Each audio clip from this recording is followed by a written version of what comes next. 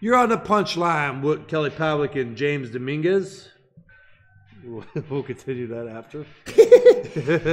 You are on the punchline, so it's great to meet. Oh, shit. Man, you just... I always get on people about that, and I know. Yeah. All right. Welcome back. Thank you. It's great to be back. I thought I got replaced. No, you can't replace you. Oh, man.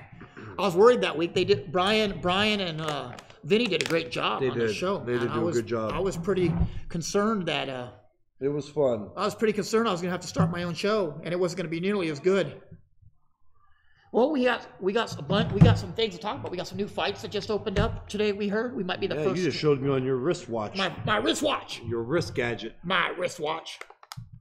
I'm gonna get my phone real quick because it has the information on it. Yes, it does. See, James is in the habit of leaving the show. Yeah, we got some big names. What is this? What is that? That looks like a medieval torture device. It is.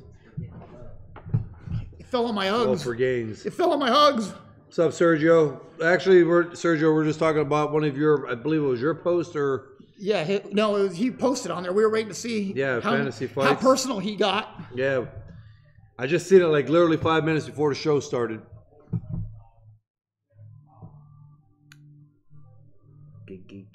Giggity. So, but yeah, so I mean, we're here to open up and talk about the fights. If you guys heard, are we going to be, where do you think we're the first ones? Or I don't think we're the first, but I think it'll be new to some of them. Yeah. So let's, you want to get into it? You have the information? No, you have it on your watch. Oh yeah, but I thought you got it too. No. Okay, let me get it real quick. I'm just pulling the show up right now, guys. I'm running a little late because my phone was on the charger. Yeah. I'm doing the same thing you did. So let me look it up, guys. So I missed everybody. I actually participated and talked a lot of shit during the show, which was really fun. But you sure did. That was amazing. It was funny. And, you know, come to find out it was true, though. James was behind the garbage can in New Mexico. I was behind the garbage can. All right, guys. Well, before we get into the fights, there's been some PBC announcements for some fights. Do you want to go through them or me? Go ahead. Okay. We both can. Well, some of the fights that are announced is Usyk and Caleb Plant, Kownacki in Washington, Omar Figueroa and John Molina. That's what I'm interested in. Yeah, what about Peterson, Lipinets. Yes. I got Lipinets in that. Peterson, Danny Garcia and Adrian Granados. Yeah. And Truax and Peter Quillen. I think all those fights are really good. And I think PBC is stepping it up really, you know. And I don't know. I'm just really excited. We just found out about it. It looks. What's up, David? Oh yeah, and it looks like Mikey Garcia and Errol Spence is March 16th in Dallas. I mean, subject to change, obviously, but you know. But who knows? If I had a nickel for every time that it changed, we wouldn't be doing a show. That's what I'm saying. I don't know how excited to get about that yet. Well, you know, the thing is this too, like, you know, you know more as well or more than anybody else how negotiations break down, and the fight's been nearly signed a couple times, and then something else has happened between them. It comes to they argue money, and then they want more, and they want and then they want venue change, which the fight was going to be. It's a big fight, and usually you'll have that with big fights like that. Well, they wanted L.A. Errol didn't want that. Then they wanted New York City, and then Errol wanted Dallas and Dallas Cowboys, and Jimmy Jones was like Jerry Jones wants to hold it at AT&T Stadium in Dallas. And last time they held a big fight there was Pacquiao and Margarito, right? Yeah. Pacquiao was big fighting there for a while. Was it Margarito or Claudio they had there? I think Pacquiao fought Claudio. I was at that one. Yeah. Pacquiao fought Claudio at that, and I think Margarito was on it. You were at, that's right.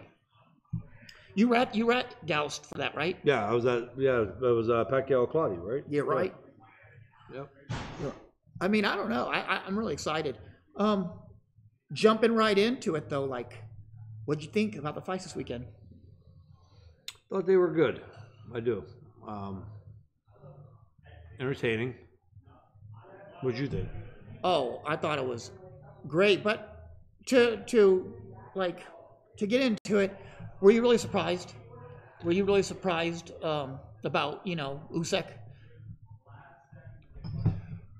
As I told you, and everybody kind of like hopped on that Usyk train all of a sudden now. When we were talking before, and you especially, that Usyk is like the real deal, like legit. Yeah. And I seen in his fights, and there was a couple guys who I would say like, yeah, it could be a tough fight. But then I seen, over a period of time, the amount of punches he throws per round. Yeah.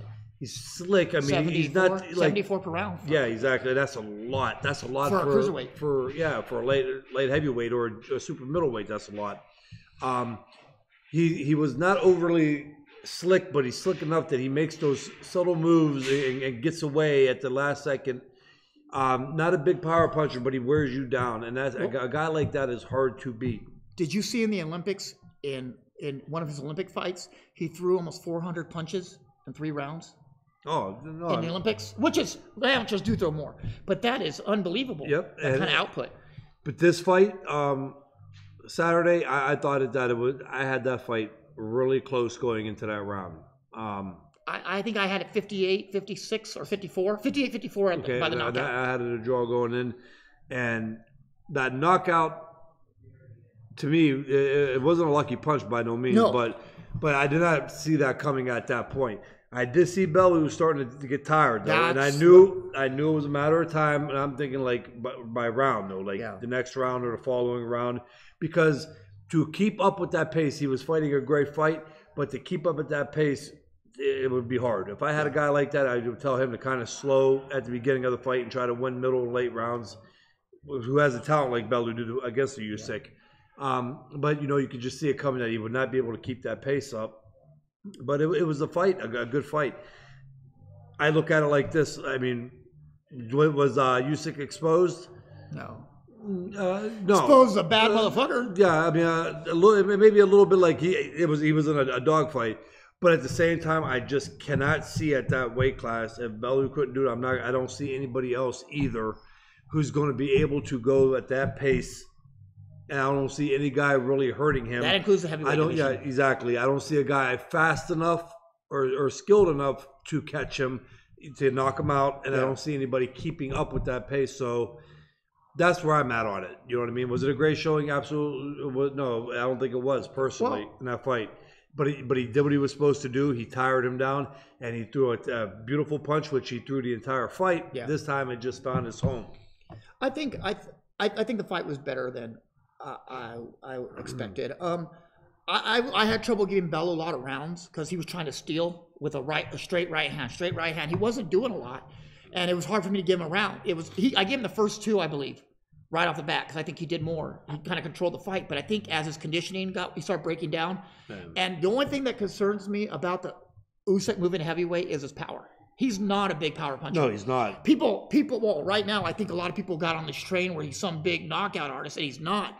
What he did, and tell me if you agree, what he did is he threw a lot of punches, 74, and he landed 48% of them. And he broke the guy down. He's going to knock him out. And I'm going to get into that next as far as the heavyweight. But yeah, no, I mean, and I thought that Bellew won those middle rounds because I seen him land the cleaner punches. And I thought throughout the entire rounds, he was landing the harder overhand rights. Yeah. And I thought he was definitely in it. He was in it. I just didn't think he was doing enough. And those rounds I picked too, though, because maybe I was just better off. I seen them personally more. But... And again, it was one of them fights where your score could be absolutely right. But if I went back and watched it, it's funny though, because when me and you score fights, we're always a round or 2 apart. We're never usually the same, but we're never way off. Yeah. Esteban said that we score the fight the same. Sergio said his jab won the fight. I think more than his jab, I think it was the way he controlled the ring. Yeah. Is what won him. Like we've seen, a jab is always not enough to win a fight anymore. We saw that with Triple G Lomachenko. His jab was not enough to win him the fight. It's what you do in between that jab and after that jab. Yeah. And Usyk had to do a lot more. What won him that fight, and it was obvious, was his conditioning. Yes. I agree. And it would have been better.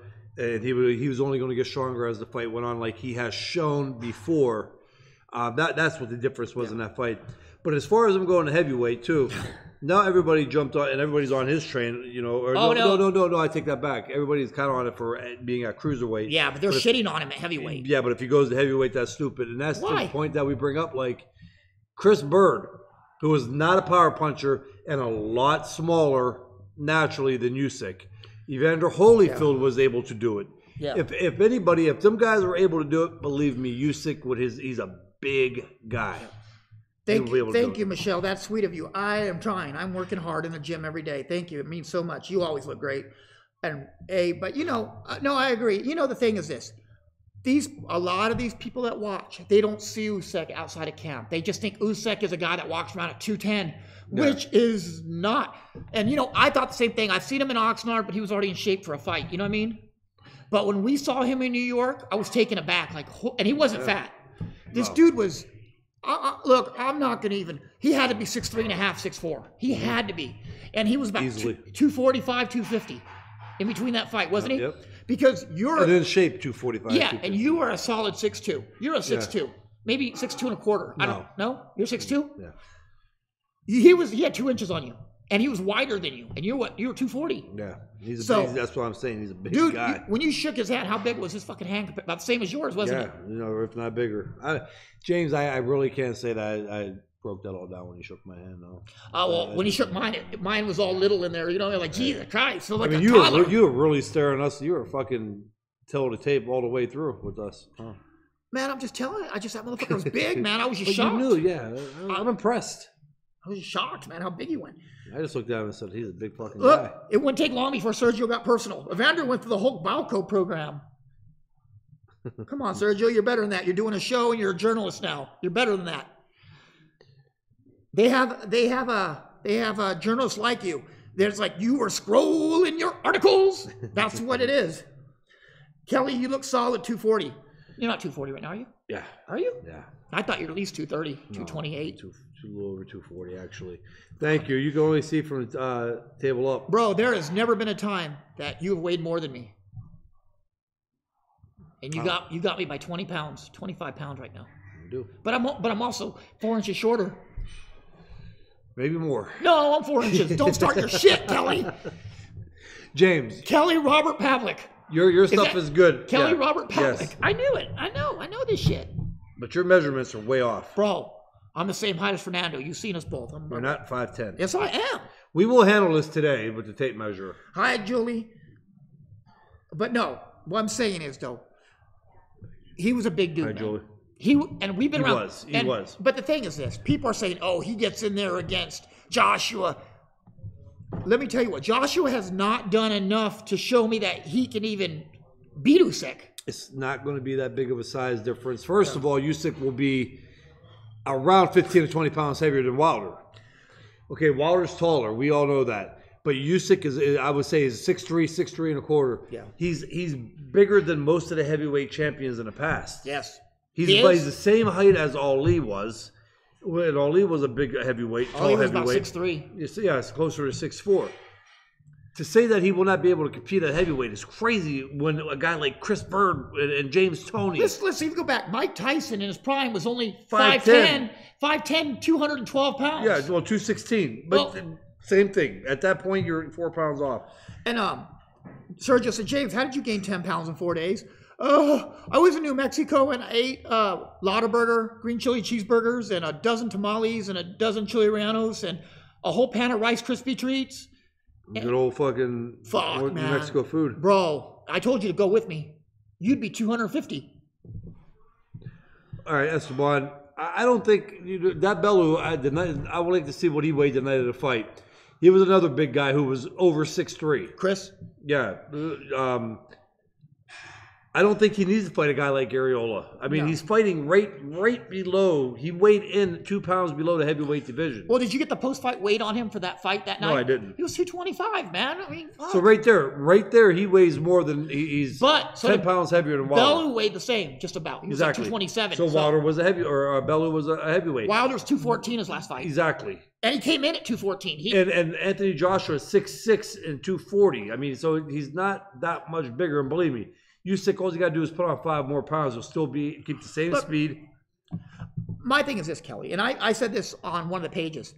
If Usyk loses in the heavyweight division, it's not going to be because of size. It's going to be because he got hit with a fucking hammer by one of these guys. It's going to be because Wilder or Joshua or Dylan White or some of these other guys hit him with a giant hammer and put him to sleep. Which can happen to any heavyweight. When you're in the heavyweight division, when you're 200 pounds and heavier, anybody.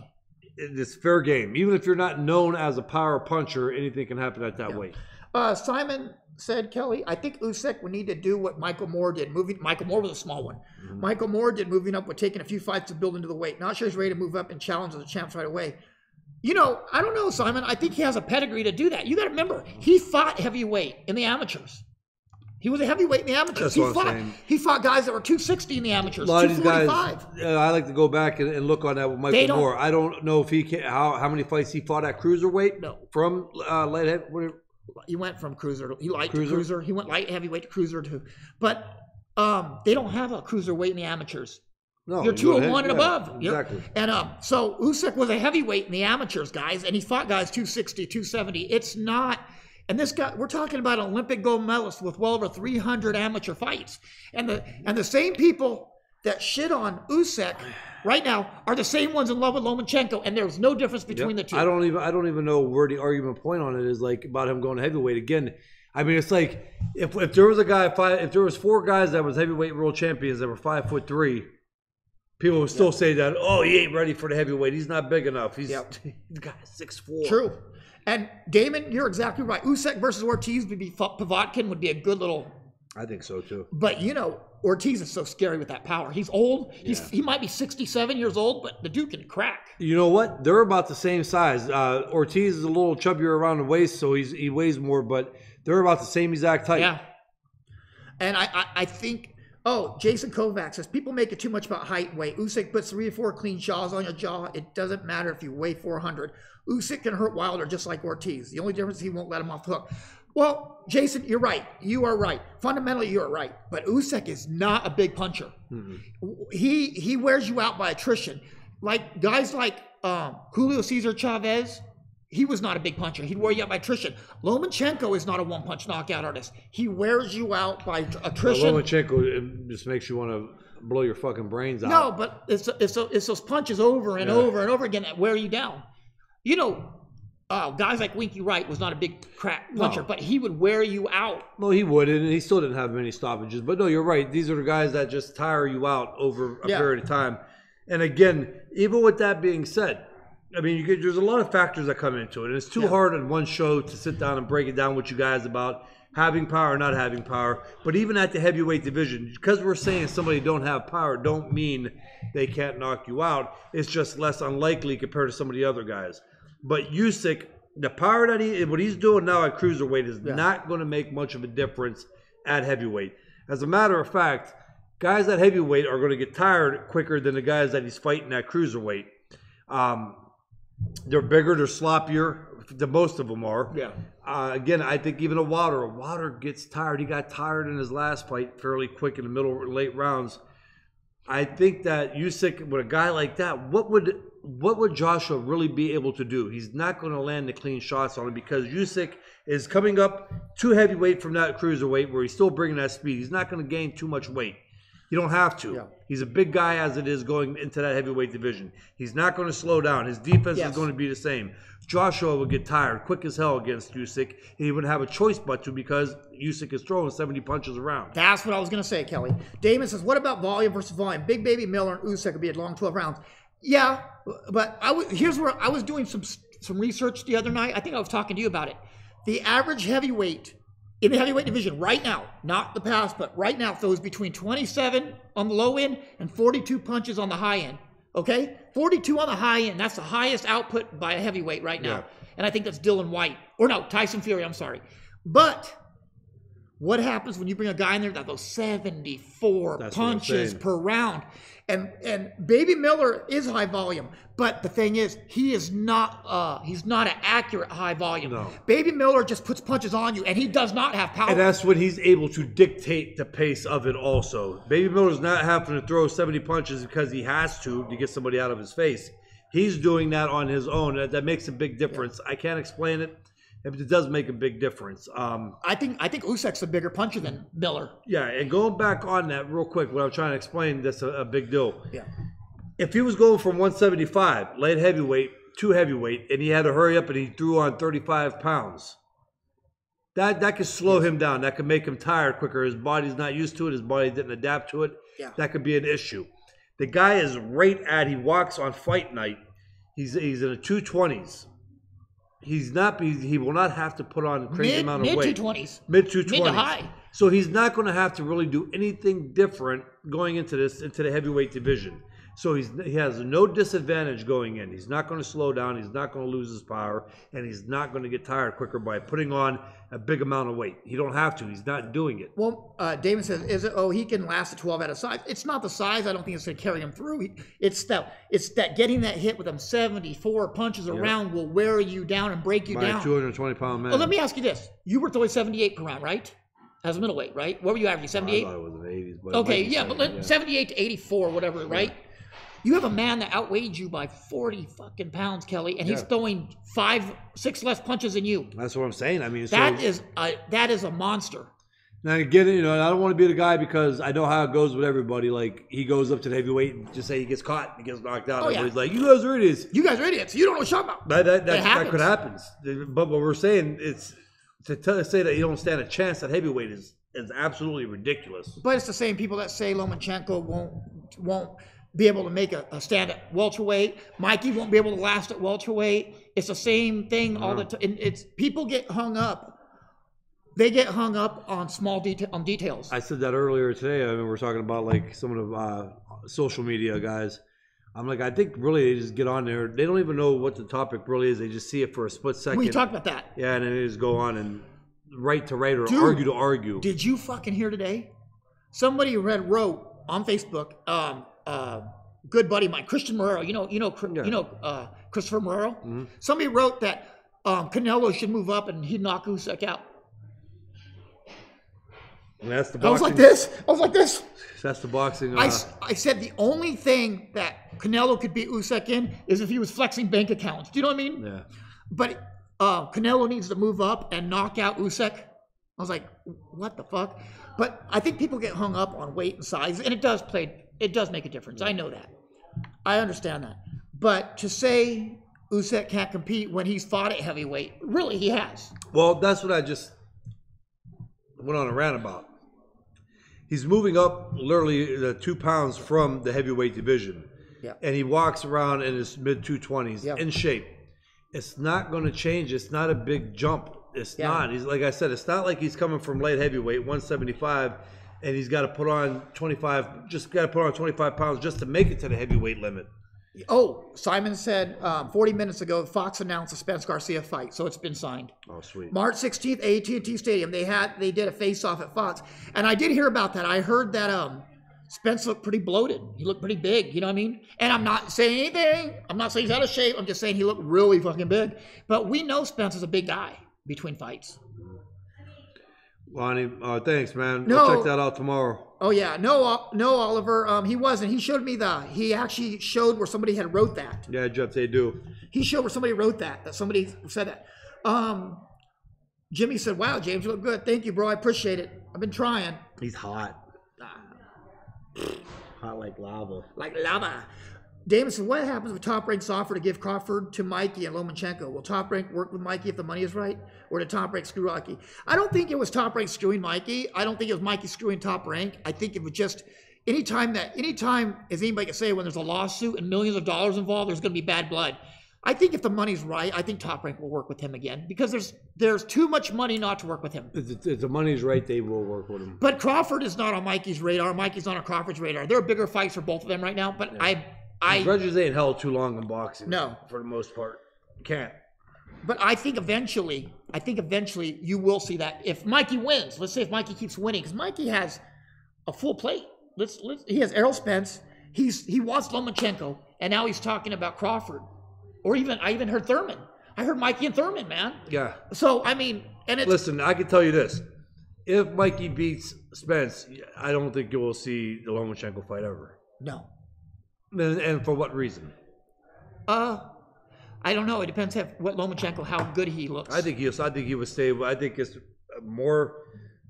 I think it's more marketable for him to fight Crawford than to go down and fight Lomachenko. I might be wrong on that. No, I don't know the numbers. I don't know, but I think they do more to promote Lomachenko than they do Crawford. I think Crawford's still a bigger name outside the boxing people I'm talking about. I think for now, I think Lomachenko's getting known all over the world. If you go to Europe, Lomachenko is he's a superstar. Yeah. Everywhere but the U.S. Let's face it, U.S. has the worst boxing fans on the planet. Dude, I mean, I'm not talking about the worst. I'm talking about the lowest number of fans. Do you know what I mean? Yeah. Dude, you go to England, you get 80,000 people filling Wembley Stadium. You couldn't get 9,000 at Madison Square Garden for Lomachenko that night, or you couldn't get, but we got 14,000 in Texas for Spence. You remember? If they fought in England, they would have filled every seat in those places. It's like watching soccer in the U.S. Nobody gives a shit. But you take soccer to Mexico or you take it to Europe, it's a whole different ballgame. I'd rather see the Mikey Lomachenko fight. It's hard for me to keep going on that with Lomachenko, though. From people I talk to on the outside, I think, to the boxing people, Lomachenko is the fucking monster, the top, right? Top name. But that's why he's fighting on the ESPN those fights, and that's why he's fighting in a small room at the MGM. If you go back and really think, I mean, that's why I listen to everything you said, but really, let's put this down on that. Yeah. You know what I mean? So who is the bigger on the out? I don't know if it matters at that point. Like I'm saying, I don't know if they're going to make the fight after going in and dominating a Spence. I don't know if he'll fight. I will say this: or Lomachenko fighting Pedraza will not do nothing for him. I mean, it's a mandatory. It's a mandatory, but it will not do nothing for him. Do you know what I mean? Because does anybody really believe that Pedraza has a chance? I think this is the first time that everybody really can agree that Lomachenko is going to win this fight. He's going to hurt this dude. Yeah. But Roger said,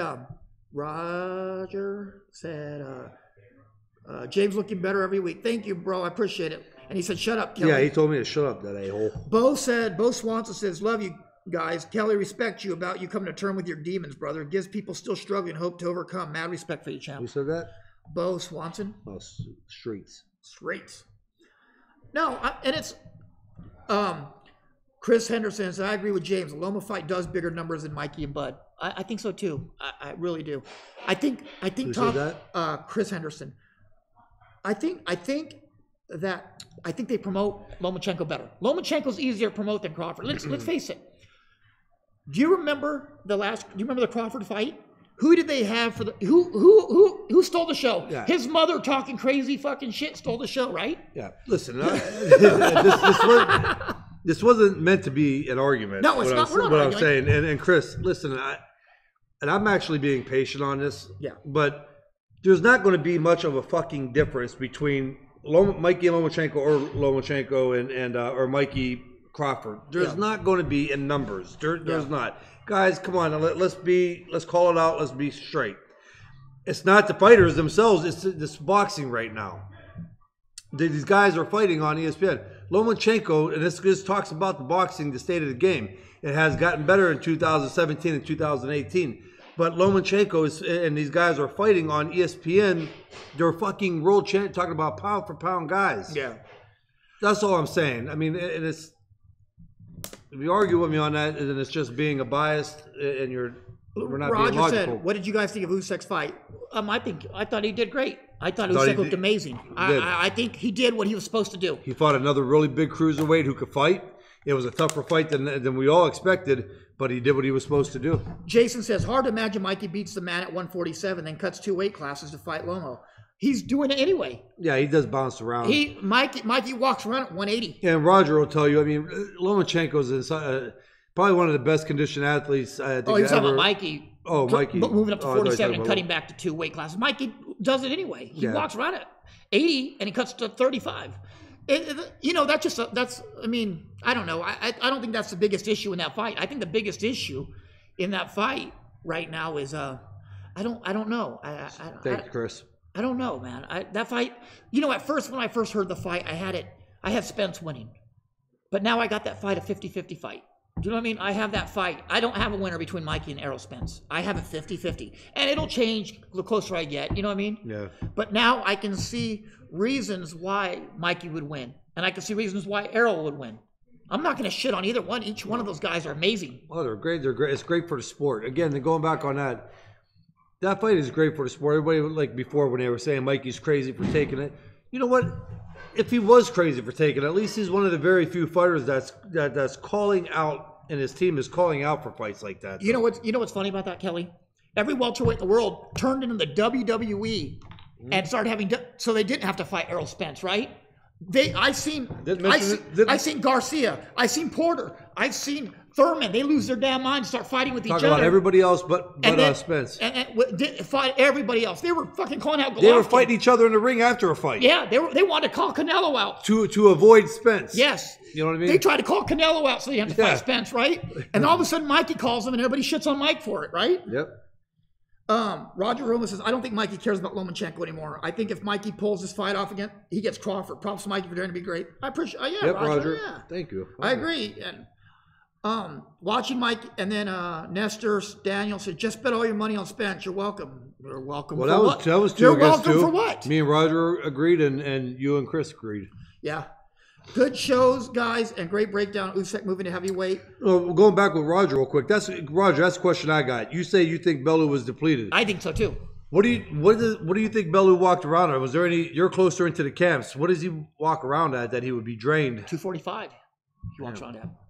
Yep. Yeah, he walks around 245. He was a heavyweight. He knocked out David Hayes. Yeah, David Hayes. David Hayes is a big heavyweight. Twice. David Hayes is a big heavyweight, man.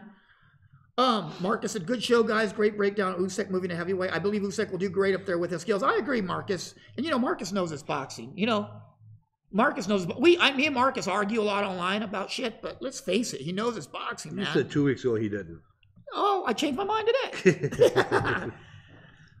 But Perry Ochoa said, I got Mikey by close decision. And you know what? You can't go wrong with that. And I can't go wrong with Errol Spence winning. I can't. Either way you look at it. I'm sure close to the fight, I'll have more of a decision. And I'm going to say it, a lot of it depends on what these guys do outside of the ring. It's not what goes on in camp. It's what's going on outside of camp. And I don't have any word on that. I don't have any news. I just know that Errol is not looking as conditioned as he should right now. You know what I mean? But, again, he hasn't started camp, right? No. And I'll tell you one thing that I've heard about Errol Spence. Other than Lomachenko, he may be the best conditioned fighter in the world. I've heard that. Oh, he is. He keeps himself in shape. That's what I'm saying. That's why I go on. I mean, dude, you can't believe anything that anybody fucking says, dude. One thing, Earl Spence, because of that, and that shit all started, though. Yeah. Seriously, think about it. Because of that video. Yes. That's where it all started from. Well, I'm not even talking about that. Downhill from that. No, I'm just talking about, when Errol is in camp. The saying is too. We still don't really truly know. No, he was big when we saw him too, but he was in shape big. He was just. But there was no rumors of him drinking at that time in camp or in between fights. And you know what? That's not even an issue. Do you know what I mean? A guy, he's allowed to drink, right? Exactly. He's allowed to booze. He can piss on cards. That motherfucker got more right to drink than anybody. Yeah. Millions of fucking dollars in his pocket. World championships. Damon Martinez says Remo Gazzi is a bitch. I agree. Remo Gazzi is a fucking bitch. I concur. Fury versus Wilder. Fury versus Wilder. I got Wilder, Damon. I can't see a. Yeah. I think it's going to be a tough fight. I really do, but I see Wilder pulling it off. I don't, Kelly. You don't? I think he's going to knock him out. He's going to knock Fury out, and I think it's going to be in the first five. In the first 5 rounds, he'll knock him out. You think so? Oh yeah. See, I think if I got Wilder winning by decision, and if it is a knockout, I'm going like around the 8th or 9th round knockout. Esteban has a good question for you, Kelly. Thoughts on Thurman and Josecito Lopez? Ring rust an issue for Thurman? I think so. But it's Josecito. I think Josecito's been a lot of wars. What do you think? I think it's a safe fight for him. I think it's a good fight for him to come back. Yes. I truly do. Yes. But you're going to have it. I mean, a lot of people say they don't believe in ring rust. Ring rust happens. It happens when you're off 2 months of training camp and the first time you go back into sparring. I agree. You notice that your shit comes up a little short or timing. But I mean, Thurman's been off how long now? 2 years. So almost. Let me ask you this: how long did it take for you to get back? For your timing to come back? After the second sparring session. Was it quick? Yeah. Was it just good muscle memory? Yeah, because I mean, you're off 2 months. Oh yeah. But what I'm saying, if you could have that after 2 months off for the first 2 sparring sessions, imagine 2 years off. Yeah. True. And sparring is different than fighting. So I don't care if you go in and spar 580 rounds for that camp to try to get rid of the ring rust. It is totally different from the fight night. But Roger said it's going to be a great fight. Spencer's a southpaw. Mikey, they both have great fundamentals and power. They don't do anything flashy, but their fundamentals are always on point. Looking forward to it. And you know what's funny? Here's what's going on with this. Roger knows Mikey better than anybody. He's known Mikey since, well, basically just as he was born. Do you know what I mean? Yeah. Mikey's known, actually Mikey since he was a little baby, He knows Mikey, and he knows Lomachenko. And that's like the best inside guy for both of those guys is Roger. Sergio has one for you, Kelly. Pacquiao or Broner? Ooh. I got Broner. I know it's hard to count Broner out because he's still young, good. Man. And Pacquiao, okay, I would go with Pacquiao, and part of me still wants to go with Pacquiao, but I just don't know what Pacquiao will Father Time catch up to Pacquiao. Yes. Will he come in and look like he's 41 years old? Uh-huh. That's my only thing. That's why I don't even want to pick that fight. Yeah. Well, I'm going to sit back and watch that fight without picking it, not worrying about how I'm going to get crucified if something goes wrong on that one. I'll take the chance. I'm going to sit back and I'm probably going to lean on with Pacquiao. Well, let me say this, Kelly. I think people went off Manny's last fight as him looking great. He fought a washed up, shop worn Matisse. Yeah. Now let him fight a Jesse Vargas and beat up Jesse Vargas the same way, or Granados. I agree. And then come back and say, hey, he looked magnificent. And I say, hell yeah, he did. Yeah, I agree. But 100%. Fighting a guy who didn't want to be there. You know what I mean? Fighting. Well, let's this. That's like me being middleweight, Kelly, beating the shit out of Buck Smith. Remember Buck Smith? The middleweight, he had like 180 losses. That's the one with the long hair. No, he was a black dude that traveled around the country and he fought every weekend. But Buck Smith had like 30 something wins and 160 losses. But the thing is, that'd be like me beating Buck Smith and then wanting to fight you, and everyone's gonna knock you out because I beat Buck Smith. Do you know what I mean? I know. But going back on that Pacquiao Broner, that's a tough fight to call because that is a toss up. I mean, I hate to say it, and it's hard to go against Pacquiao. It is. Pacquiao could come out and have a shining night, or Pacquiao could come out and look 41 years old. Well, Rogers and Matisse looked like he took some side money just to go down against Pac. Yeah, may have too. And but Bobby gave him some side money and said, "Hey, listen, we got a couple more big paydays left in this. You're gonna make more falling down than you would winning." But Chris Henderson, I'll take Manny all day, fellas. Way too much agony for can't let his hands go. Broner, I didn't see that against Jesse Vargas. Did you see Broner not let his hands go? Because I think he let his hands go. I think Broner's doing good things with Kevin Cunningham, and I think he's only getting better. But I think his fight style is a little different, though, from Pacquiao and Jesse Vargas. Jimmy knows who Buck Smith is. I knew you would know, Jimmy. I think it's a little different, though. I mean, you can't use the Jesse Vargas fight as a measuring stick with Pacquiao. Yeah. No, you can't. But what I'm saying is, I think everybody that they're getting tunnel vision on thinking Pacquiao's unstoppable. He's 40 years old, man. That's what I'm saying. You have a question, Kelly?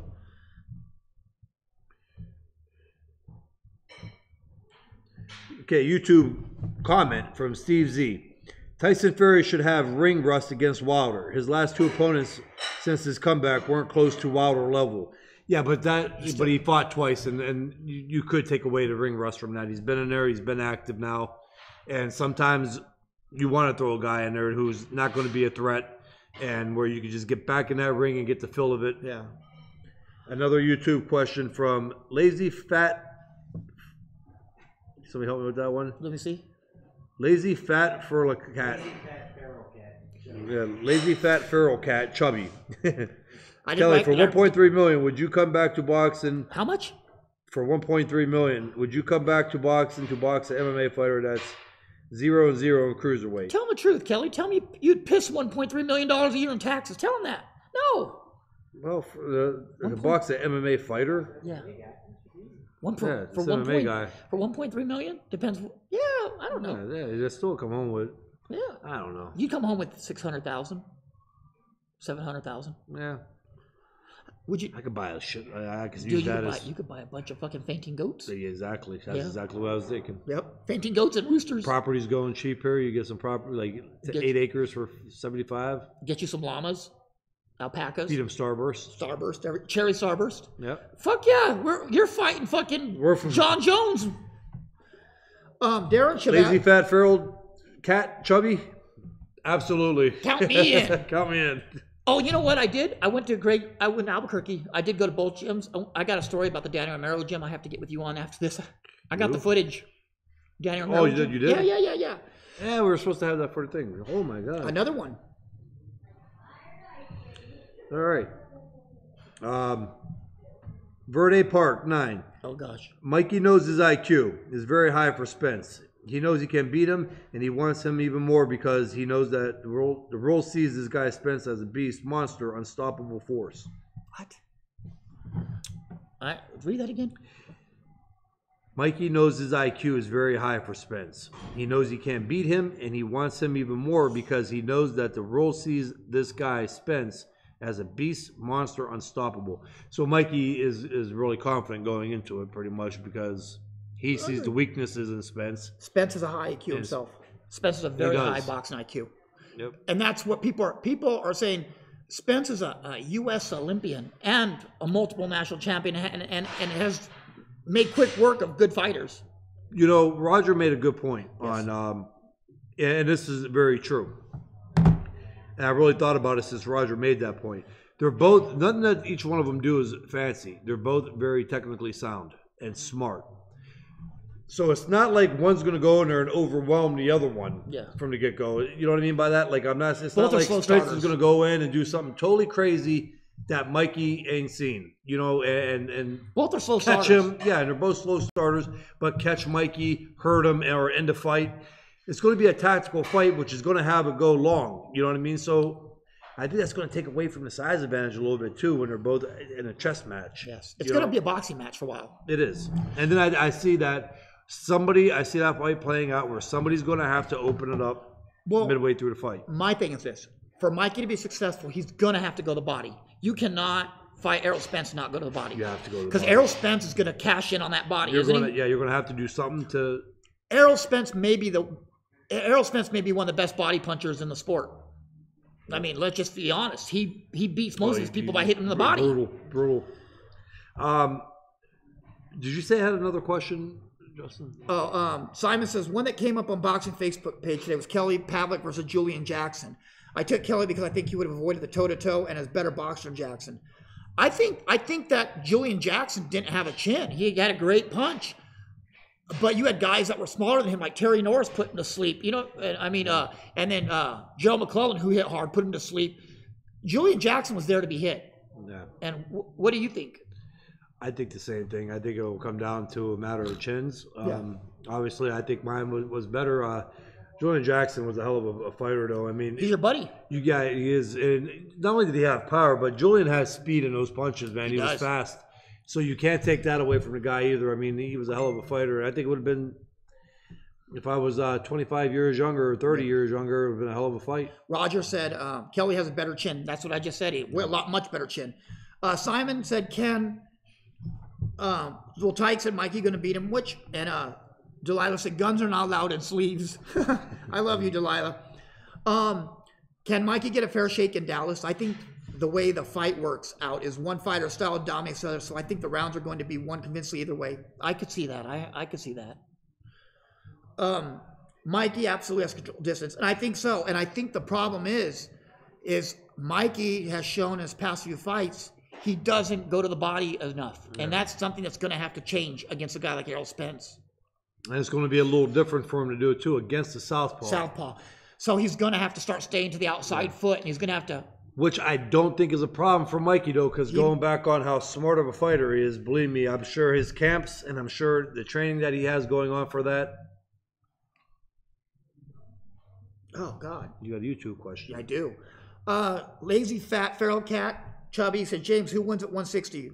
94 Roy Jones or 2018 Canelo? Roy Jones puts Canelo in a box and buries him at 94. 94 Roy Jones might have been one of the greatest fighters ever lived. There was no question about it. He would have beat the shit out of Canelo Alvarez. He would have stopped him. Yeah, he was fun, man. He would have stopped Canelo. I mean, let's just face it. I mean, I think just over his size, Roy Jones was a big middleweight. Yes, and Canelo's a small middleweight. Yeah, and speed and just how he moved. He made things look easy. Jeff says, apart from things Mikey and his team see in the ring with Spence, do you think they feel the timing of this fight right now would be benefit Mikey with Spence being questionable outside the ring? Whether there's any truth to that or not. Jeff, you know, it's all rumors and things like that, but I don't think it's about that. I think right now, I think they're going to strike when the iron's hot. Mikey has made it clear he only has 2 or 3 more fights in him, right? He has about a year and a half more that he wants to keep fighting. So he wants to finish out these last few fights big. And who can blame him? He wants to cash out and call it a career. Canelo versus Roy, yeah, Sergio. I have Roy just knocking Canelo's head off at 160. In 94 Roy Jones against the 2018 Canelo, yes. Yeah, here's the thing. Canelo gets away right now at 160. Triple G is a good fighter and a smart fighter himself, and obviously he can hit hard as hell. But Canelo, Triple G is not a fancy boxer. He's not that skilled type guy. His feet. So Canelo was able to, Canelo was usually able to use his ability and outbox him. Certain guys that Canelo has fought, he has been able to do that, other than Lara. Yeah. And Floyd Mayweather. Yep. Roy Jones was probably faster on his feet and hands than the guys that Canelo has faced. And you've seen what Mayweather did. And you're talking about a much bigger guy than all of them, too. Yeah. I mean, that would have been a really ugly fight, for Canelo. I agree 100%. Delilah says, skills aside, winners aside, this fight must sell out and have great numbers in order for both of these boxers to cash in and be worth it to both. I agree, Delilah, and I don't think that's going to be an issue. I already heard some of the purses amounts for that, and they're outrageous. They're some of the higher purses that I've heard for a weight like that. You know what I mean? Triple G, Pete Bonaker says, Triple G versus Calvin Smith. Kelly. It's on you, buddy. Triple G. Oh, yeah, Triple G. Triple G versus Canelo at 168. I would have to go with Triple G at 168. He's just a bigger guy. Yeah. Danny Jacobs. I think Danny Jacobs still may be the best middleweight in the world. Yeah, you know what, though? The more he fights, the less you're falling out. Yeah. And then for a while there, I was like really on Danny Jacobs. Yeah. But it's I don't know. I don't know. Maybe he'll pick it up for if he had a rematch with Triple G. Canelo, I don't see what he would be able to really do unless he fought sharp all 3 minutes of each round. I think his skills could compete with Canelo's, but he just don't do it. We have another fight that hasn't really been announced yet. Our buddy Chris Algieri is fighting Miguel Vasquez today, the former lightweight champion. They're fighting at 140 in Long Island. I can't wait for that. It's going to be huge. Thoughts on Porter versus Ugas? I got Porter over Ugas. He's another one of the Cubans. You know what I mean? Yeah. I got Porter. It's hard to go against Porter with that style that he fights. It is. I can't. You know what? I think Porter is dangerous to anybody he fights just because. Besides a Spence or a Crawford.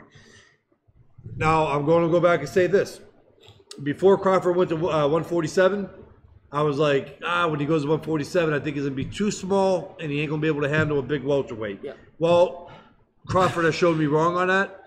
And I'm being honest. I said this even when his trainer came on. I have totally changed my opinion and everything on Crawford since he went to welterweight. He fought big guys. I think a guy like Crawford or Spence would be the only two that could kind of stop that style of Porter's. Yeah. But that would still be a tough fight, and they would want to make sure they're in great shape for it. What was your take on Usyk? Yeah, Pete, I thought he looked great. I think Kelly said the same thing. He looked great. He did what he had to do. Against a big guy. Jeff Regan says, Jacob seems like he fights better at an underdog rather than trying to dictate the pace. I agree. Jacobs is a front runner. And when things are rough, he fights better. When things get easy, he gets bored and lazy. Kind of fought the same way, even though against Triple G, though, for half the fight. He gets lazy. So I don't even know if that's the case. Andre Ward fought the same way. Andre Ward had it so easy, he would get bored and just kind of mess around. You know what I mean? Yeah. And a lot of fighters do. They get bored and they do that. They do, but what I'm saying is Jacobs, it was a big fight when he fought Triple G. Yeah. He didn't get up until the second half of the fight. Simon said Thurman's comeback fight is going to be against Josecito. Yeah, we already brought that one up. Yeah. And we have Thurman going to win that fight. Yeah. I think Roberts trading Josecito. I don't think that's enough. Josecito's had a lot of wars, and I like him. I just think Thurman might be a little better right now. Yeah, you know what I mean? Like on that, like Jacobs probably picked it up in that fight against Triple G because his fucking his life was on the line. His feet, dude, when he got knocked out, his feet were kicking. Did you see that shit? Yeah, I think I'm gonna watch. I still had Jacobs winning that fight. I had him by round. These Charlos need to step up and fight big name. We've said that multiple times, Pete. I agree 100%. They've been and they've been around for some time now too. Where they should have already had a big some type of big name out there. Can Kell Brook become relevant again? He is relevant, but I think they're looking at him fighting Amir Khan. I honestly believe Amir Khan will fuck him up. Amir Khan will fuck up Kell Brook. Yeah, wow, though. I was surprised when I had a squint when they brought that up. I was waiting for one of the eye jokes to come out. Oh, it will gouge out his eye. He'll knock that third eye out. You know what I mean? I don't think Amir Khan is the right guy for a guy like Kell Brook, because Kell Brook is not a big puncher. He's not gonna. And you know what? Kell Brook usually has the boxing skills on his side. Not this time. He will not have that against Amir Khan. I don't think Spence would have had the boxing skills against Amir Khan. I don't think anybody really has the boxing advantage. Crawford would. He would, and I think Crawford would be. I think that would be a very tactical fight too. I agree, but I think Amir Khan might be one of the best boxers in the sport. I'm not going to say shit about his chin because everybody's going to say, well, his fucking chin sucks. But yeah, but we're talking about boxing. Yep, I agree with you 100% on that. If he had a 50% chin, yep, I would say I would have him probably up in the pound for pound top 3. Chris Henderson said the Charlos are pure dickheads. They're dickheads. We've tried to give them the benefit of the doubt multiple times. They're dicks. Sergio Meza says, what competition for Canelo at 168? Question mark. Oh, God. A lot of guys. Just going up to that weight with his size is going to be a challenge. Everybody's going to be a challenge. Personally, Benavidez. Yeah. I mean, Benavidez beats him. Yeah. You're talking about a super middleweight that throws a lot of punches around. Yeah. And then, what's the kid's name from Mexico? The champ, Zurdo. And he's big. Yeah. But didn't he go to 175? He did. But he hasn't had a fight there yet, so is he 175, Yeah, who knows? Lazy, fat, feral cat, chubby. James, who wins at 160, 95? James Toney or 2016 Triple G? I think Toney can take Sam Peters and Giroff punch. He will walk the I don't think he'll walk the Triple G. Who's that? Triple G versus James Toney. In 95, James Toney versus Triple G. Oh. Triple G beats James Toney. Yeah, James Toney wasn't active enough. Yeah, just going to say that. Wasn't active enough. Toney took Sam Peters' punches and Giroff at heavyweight. He did not take him at middleweight. And Triple G is the type of fighter where he's not going to be firing wasteful shots at James Toney's head either. No. I think Triple G beats James Toney. And I love James Toney, but let's be honest. I mean, you're buddies with James Toney. Exactly. I mean, no, he would outwork him in the long run. A good question for you, Kelly. Steve Z said, is Usyk the best cruiser of all time next to Evander? I think right now that you absolutely have to. I think he may be better than Evander at cruiser. I think you have to. I mean, there's no reason why. I mean, there's no argument to say that anybody's crazy for thinking Usyk is either. Yeah.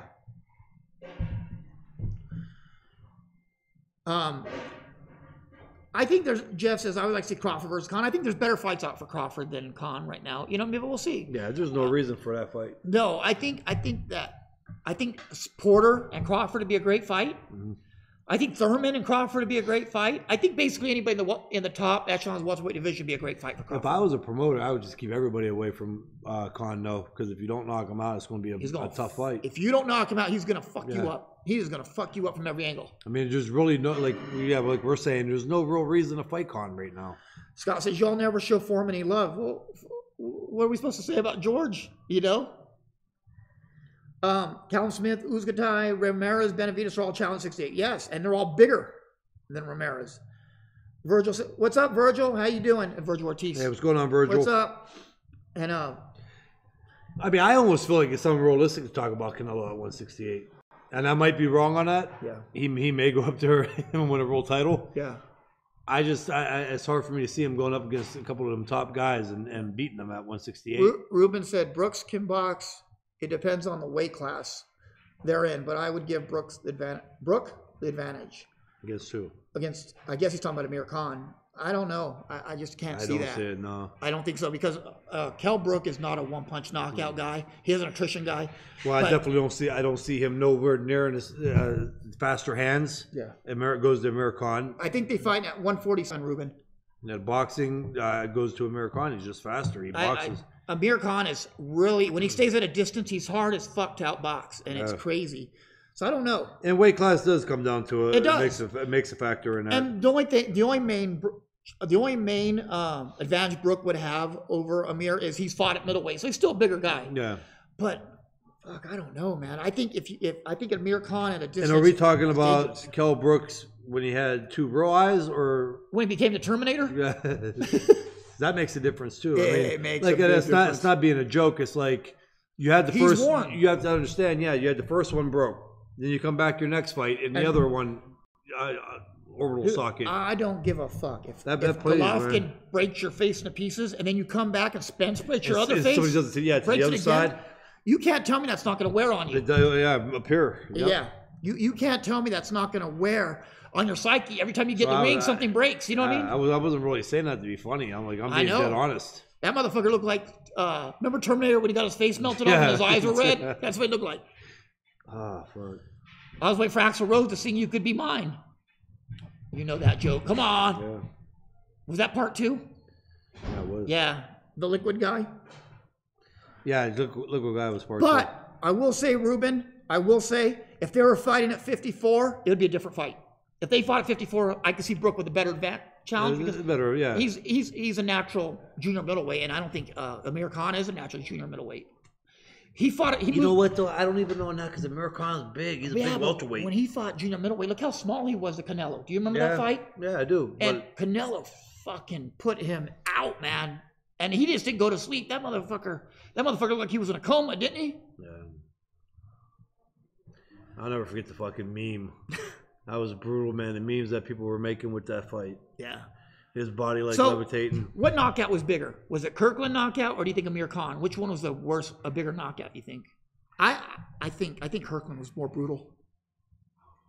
Didn't you mean Canelo? No, when Canelo knocked out Kirkland or when Canelo knocked out Khan, which was a bigger knockout? I think Khan. Really? Yeah. Yeah, it was brutal, man. I agree, Ruben. I think 54 looks good on. I think it looked good on Brook. I think 47, it might be draw a little too much out of Brook for Khan. Mm-hmm. Amir Khan is big too. What is that? 5'10"? He's really big for welterweight. He is. That's what I'm saying. Like Khan's a big guy. You know, I'm talking about even when he fills out. Yeah. You know, like fight night and he gets in the ring, he looks big. I agree. So Hooker versus Aceto be pretty good on ESPN. Oh, I'm a big fan of Hooker. I'm not too big into them guys, so I can't answer that one. Hooker, I got over Salcedo and definitely Kavaluskis over Ariaza. I got that. I got Kavaluskis. That's on Friday. You remember Kavaluskis? Remember he wanted you to remember no, that was Vostik. He wanted you to come to his fight. Remember you saw what was it? Vostik's 5th pro fight? He wanted you to come and see him, right? He was excited for you to come. But yeah, Kavaluskis was there that night too. I wonder if Spence would have broke the socket if Triple G had laid a licking on him before that. I don't know. It was the other eye socket. That's what I'm saying. It was the opposite eye. It was the opposite eye. I don't think that had anything to do if he loosened it or fucking beat it up. No, it was the other eye. It wasn't the same eye. If it was the same eye, I would say, hey, Triple G already loosened it. You know what I mean?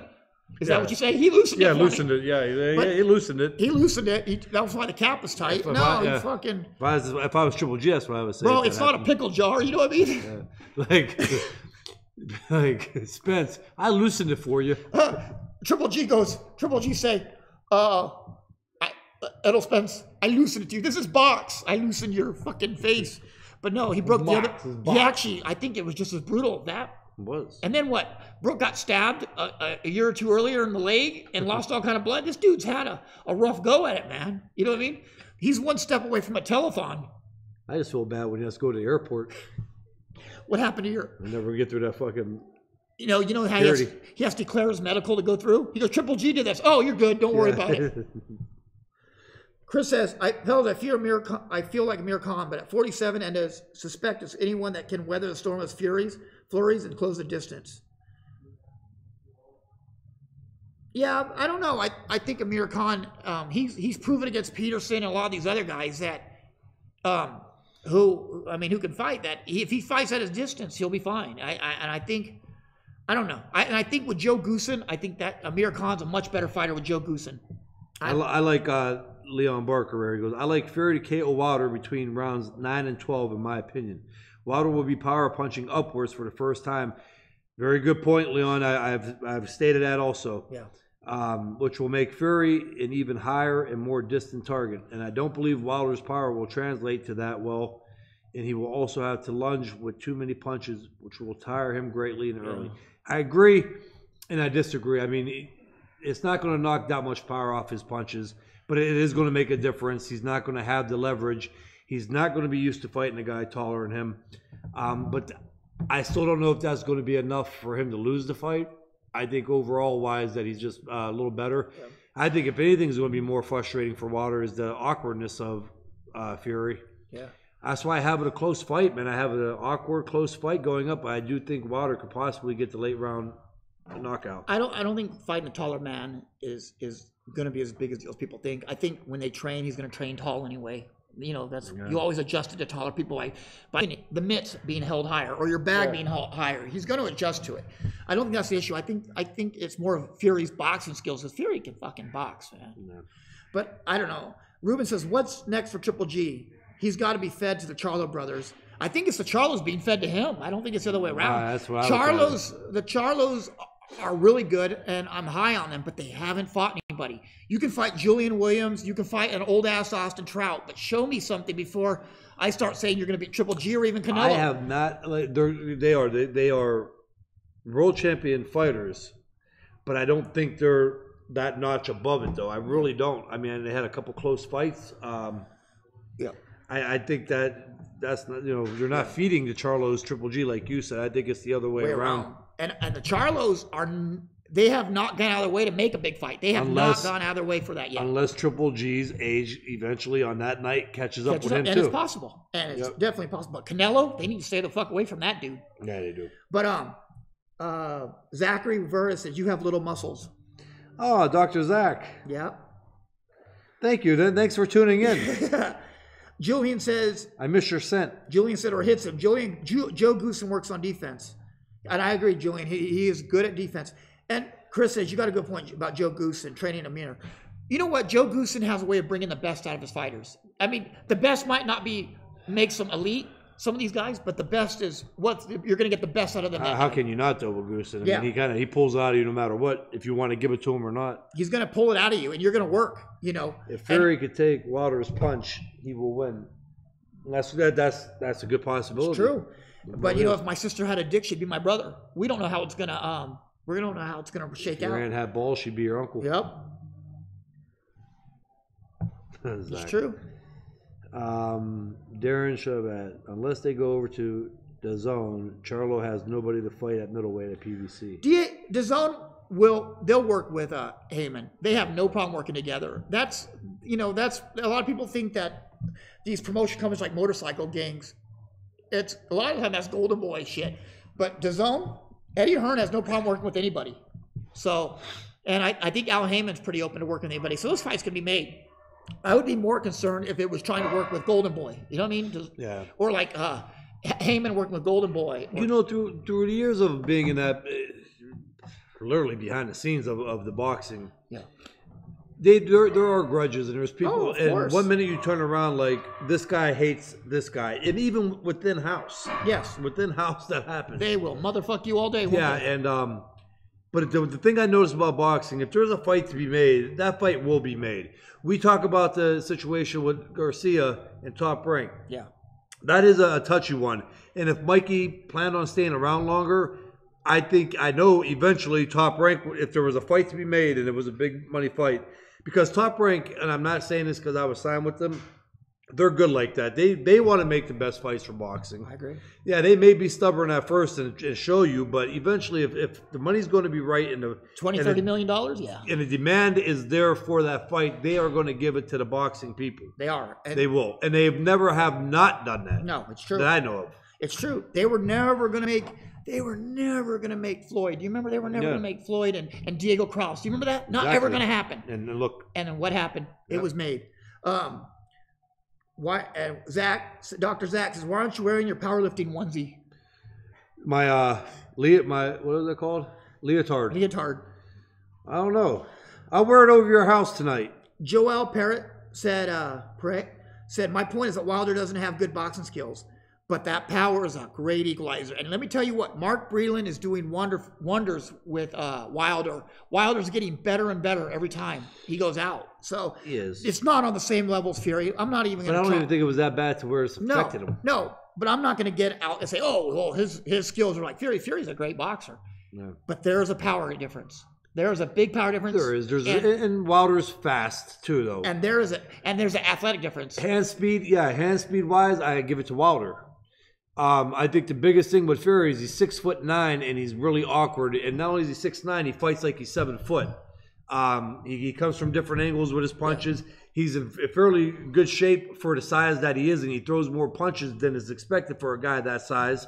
That's what makes Fury so dangerous. Let me ask you this, though, Kelly. If he's coming down from 350 like he always is at 280, which for him is in shape. Yeah. How long can you keep doing that before it wears on you?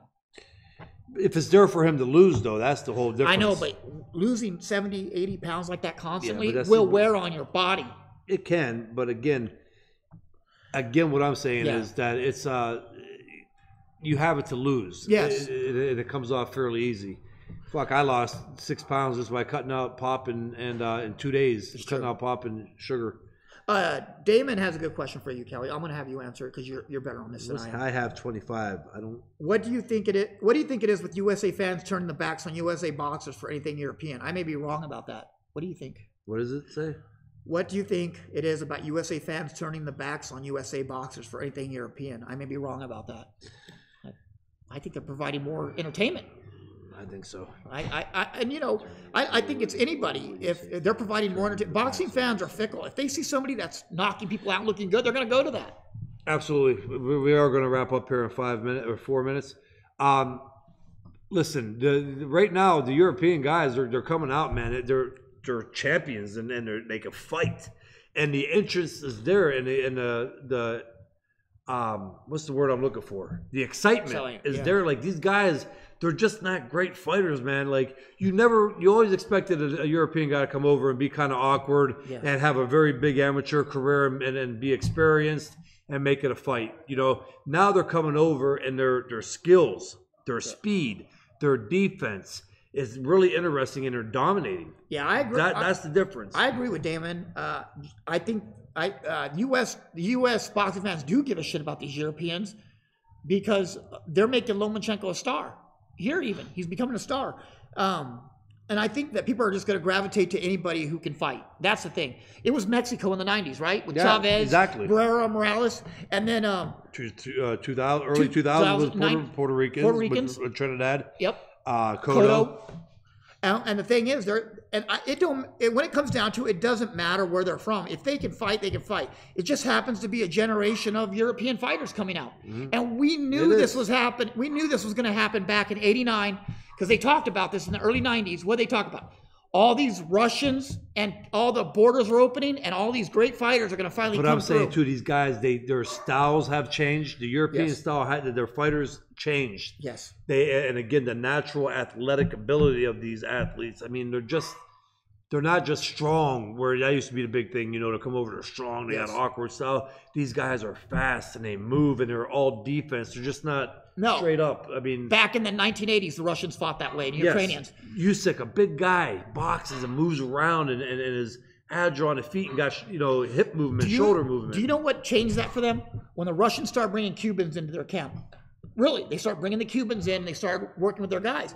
Because back in the 80s, when it came to international boxing, Americans were wiping Russians out and Ukrainians because they fought that, and Germans because they fought that big style where they'd come right to you and they were in great shape, but they didn't move their head. They just threw punches. 1-2, 1-2, 1-2. That's all they did. Yep.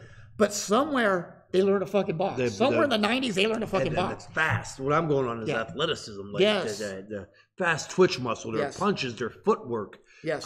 It's scary. And also this too. And it's a whole, and we've talked about this too, Kelly. It's a whole generational thing. I think it's like American fighters, for the most part, we train as individuals, right? Yeah. We are individuals. Even on a team, you're an individual. In Europe and Cuba, more Europe, you're only as strong as your weakest link. And that's a team. Everything they do is a team. And their job is to uplift each other and push each other. We don't do that. We don't give a fuck about one of our team. Well, we care, but we really don't give a fuck as long as we win, right? Yeah. And that's the mentality they have. If one fighter in Europe, and I've seen it in Russia and Germany, if one fighter gets disqualified on some bullshit, all of them walk. Nobody will fight. What happens when your guys, if an American gets disqualified? Oh, fuck, have it. All right, bro. I know, but boxing too, though. Here, and then there's nothing wrong with that, though. With the USA guys, I mean, it is a me sport. Yeah. And you got to go out and you got to do the shit on your own. Them guys are not in the ring with you. Yes. I don't know how much that really does have a. Oh no, I understand that. Yeah. I understand that, but what I'm saying is they use a team concept, a team mentality, and they push each other. We don't do that. Yeah. We don't push. And in the pros, it's different. You don't do that. But what I'm saying, it's that same teamwork concept that they use. That's why you don't see Europeans leave their trainers unless you're Kovalev or something. Yeah. But for the most part, they stick with the same fucking people they came with. I don't even know if what's his name, the scary one, was it Egas? Egas. If he can even tame. He can't. He can't tame that motherfucker. I heard Ivan Drago's son is fighting Apollo Creed's son. That is a fact, Zachary. Yes. I believe they signed the contract a month ago. Thanksgiving Day, right? Yeah, Thanksgiving Day. We're going to watch that shit. I'm coming over to your house and we're going to watch it. Chris Henderson, let's be real. Our amateur coaches as a whole are shit now. I don't know. I don't know if they're shit, but hey, don't let Vinny Casanova hear that. He'll go crazy and talk about grassroots and that Otha Jones is the greatest coach to ever fucking live. I just don't know how we know that they're shit now. You know what I mean? Like, Chris? Chris. I mean, he might be right. I'm not. No, this is like because we haven't been producing. We have not produced. Yeah. That's why they're shit. You know what I mean? But does that come more down to the kids wanting to do it, or lack of kids in the gyms, or lack of trainers preparing the kids and taking them to tournaments and shit like that? And you know what I'm saying by that? Like that might have an effect too. Well, listen to this. Delilah is the first and foremost expert on USA boxing, correct? Delilah says Germany came to a tournament in Oxnard. They thought it was funny that we took Sunday off. And it's so true. They don't take time off like that. But we do in Oxnard because everybody's Catholic and they take church day off, right? And it said, Delilah said, not true. She agrees that the USA coaches are good. I don't think we've been producing, though. And the reason I don't think we haven't been producing is because there's no money in USA boxing. That's what I'm saying, Delilah. And that's what I'm saying, too, Hannah. What I'm saying is, I think it falls more behind than just pointing a finger at the coaches on that one. No, I think there's not the same support as they had back in the 80s and 90s. But it also comes down to just about down to the local gyms, too. How many people around here I see, other than like Southside Boxing, where they actually still take their guys and they fight, and Burnside tries to as much as possible. Yes. But a lot of people I talk to, there's a gym in Alliance, and a kid like, I don't know if they get these guys involved in these tournaments, the PAL tournament. Yeah. This tournament, that tournament, you have to. That's where the fighters get better. They get experience, and then that way they're somewhat ready for international. And I don't know how much of it really comes down to the coaches. For Team USA, I think it's just the support and there's the money, and we're not. And with other sports, boxing has taken a backseat to other sports. Do you remember everybody wanted to box back in the 70s and 80s and even early 90s. But now you got football and you got basketball, and it's a hell of a lot easier sport. Yeah. I mean, I'm not gonna say football's easy because it's not, but I'm saying those sports are a lot easier, than boxing. And kids, let's face it, kids today, for the most part, always want the easy way out. They do. They don't want to box. They don't want to get hit in the fucking face. I don't want to sound like my parents when they used to like, oh, times have changed, but it's true. Like when you get older, it fucking happens, man. Time changes and shit, and we're not even that old. I'm in my mid to late 30s. You're in your early 40s. Yeah. But it is. I mean, just from 20 years ago. I agree. You know, I agree. And Delilah says we have a boatload of talent that must go pro because they aren't U.S. citizens. And if you aren't a U.S. citizen, you can't fight for USA Boxing. Yeah. And I agree. I just don't think that they provide enough support like they do for the other sports. And kids right now with MMA, everybody's watching this MMA and they're going to MMA. You know what I mean? And they're going to jiu-jitsu, which is nothing wrong with that in wrestling. No, yeah, because it seems a little easier route too, though, to do the wrestling. Until they get their fucking arm snapped or kicked in the face. Exactly. Rick Cook, remember when you pissed your pants at the Pellew? Now, Rick, are we making up a story here? I didn't piss my pants. Who said that? Rick Cook. Oh, okay. He goes, but tournament, then you won it. No, I don't remember pissing my pants, and I don't think I did, but I did win the tournament. Yep. Yeah, that's what we said, Delilah. They can't represent as a citizen, so, and it's terrible. Should the Honduras caravan be taught to box in order to gain citizenship? Well, they won't let them box because they're not citizens. The money is shit, but how many smokers do we have nowadays? I got an article for Sports Illustrated about the sport's popularity. I remember having those damn things every weekend, don't you? I fucking hated fighting smokers, didn't you? And they, and you know, they were good though for experience. I think that your kid should fight a good fighter and a smoker, because if you want them to get the experience and take a loss, but get the experience out of it, is better at a smoker than in a tournament. But how many times did you fight at like 132 and the guy you're fighting was 145? You know what I mean? Like, oh, it's a smoker. Don't worry about that. It's not a tournament. Motherfucker. I'm going to get my head knocked off in a fight that doesn't mean shit. I get a certificate afterward instead of a trophy. All right. But hey, we got to wrap it up. Listen, great show. Yes. Very good show. Rick Cook, I'm going to have to talk to you about that one. Hey, Ashley says hi. Hey, Ashley, how are you doing? What's up, Ashley? What? Oh, a smoker is a local tournament, Scott. It's not a national. It's not a what do you call it? It's not a tournament. It's a local fight. No, it's a local fight. They call it a smoker. Yes. You put them on. Trainers sometimes put them on, or somebody puts on the shows. Club fight. Yes. But hey, listen. To go to the YouTube, subscribe, share, like, and ring the bell. Hit that little bell icon for me. And hey guys, hey, like my Mikey Garcia hat? That is. Oh, come on and get one. You want mine? No. I have more. Lice is going around. What? I don't got buhos. I don't got buhos. Yeah, guys, but seriously, thanks for tuning in. Please go to the YouTube and subscribe and share. Damon said Aryan Brotherhood versus the Caravan. Who wins? I got Aryan Brotherhood by knockout, man. The Caravan is pretty big, though. No, they're cutting. They're losing steam. Are they? Yeah. They got Hondurans and Guatemalans and. Thank you, Delilah, and thank you, Damon. I appreciate it. We can't do the show without Damon. We definitely can't. No, Damon keeps it going. We can't thank Damon Martinez enough for his work. We could do it, Damon, but it would suck. Yeah. Oh, Scott wants to know when we're getting shirts, Kelly. Well, they're on their way, right? We're getting them. Yeah, I'm hoping. We're waiting, just like you guys are. When we get shirts, we'll let you know. Gail says, "Thanks, guys. Enjoy listening at work today." We seen her on Gail. Who? Gail Lynn Falkenthal. She said she'd listen at work. All right. Thank you, Gail. We appreciate it. Let's go. You're finally strong enough. Smokers like labor, Hom Santa Ana. Love Damon. 20 million and out. Let's go. 20. Everybody goes, let's go. You're finally strong enough now. Homie, I was strong enough when I was 147 pounds sparring you. Well, he had that bear claw, though, Rick Cook. He was a big dude. Put them big fucking paws on you, huh? He threw he fought heavyweight. Oh, shit. And he had a big hook. Fuck that. All right. Fuck no heavyweights, man. Mm-hmm. All right, bro. Well, it was a great show, and thank you for tuning in, guys. And we'll be back next week. We got to see the Queen movie. What's that? The Queen movie. The Queen movie has to happen. Oh yeah. Okay.